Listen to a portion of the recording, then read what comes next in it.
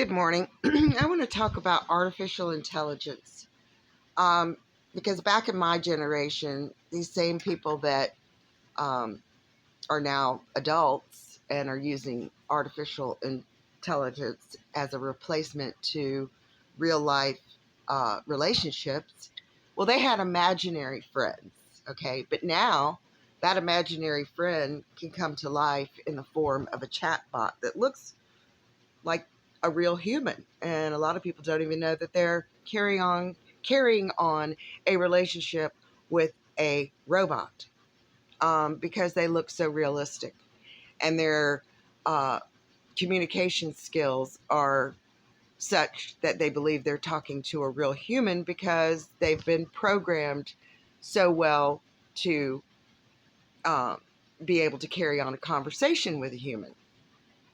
But this is not a real relationship, even though some people are in love with their chatbots.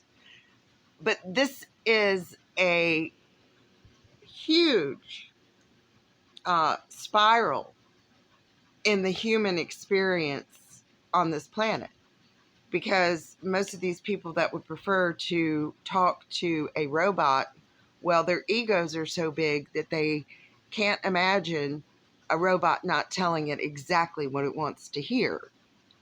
But one of the first rules of this AI, it's actually a law, is that it's not supposed to harm humans. Well, artificial intelligence has harmed humans. It has taken away jobs, relationships. The military industrial complex has used it to murder. So,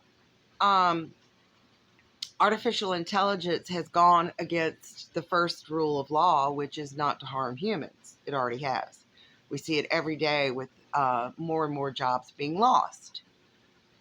And, in these factories, some of these machines have actually killed humans. Well, that's against the law. So, who is protecting the humans from this artificial intelligence? Nobody. Because you've got people like this Lex Wexman that's going um, all over Ohio and other states, putting in these data centers and using the water to cool it and causing cities to be without water. This is another against the human experience. It's against the law to take away what we need to actually survive. And water is one of the things that humans need, along with, clean air, which they don't want us to have either. So, uh, this is a huge problem because these younger kids now um, are using these chatbots as friends instead of having friends that are flesh and blood. They believe that they have a real relationship with these chatbots.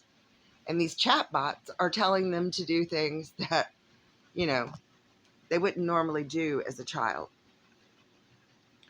So then you've got the other aspect of this artificial world is parents that are having to take their children to psychologists because their children are addicted to technology.